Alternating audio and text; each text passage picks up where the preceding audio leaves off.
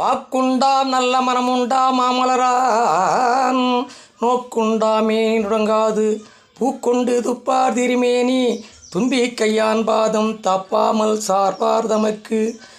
ஒருவர் தம்முடைய வாழ்நாளில் கஷ்டங்கள் நஷ்டங்கள் நீங்கி சுகமாக பண தட்டுப்பாடு இல்லாமல் வாழ செல்ல வேண்டிய இடம்.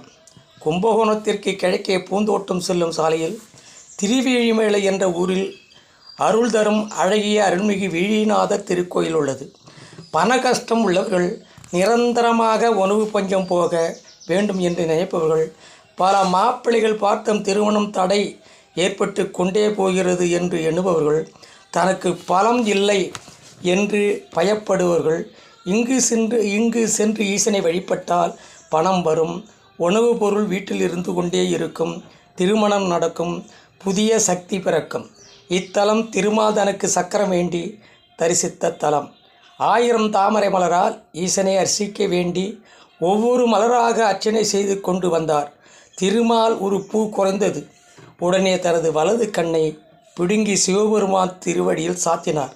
சிவன் திருமால் முன் தோன்றி அவர் கேட்ட சக்கரப்படையை அனுகிரகம் செய்தார். திருமால், பிரமதேவர், சுவேதன், கேது, சிபிவேந்தன், காமதேனு, மனு ஆகியோர் இங்கு வழிபட்டு பலன் பெற்றுள்ளார்கள். ரதி தேவிக்கு மன்மதனை அளித்த தலம்.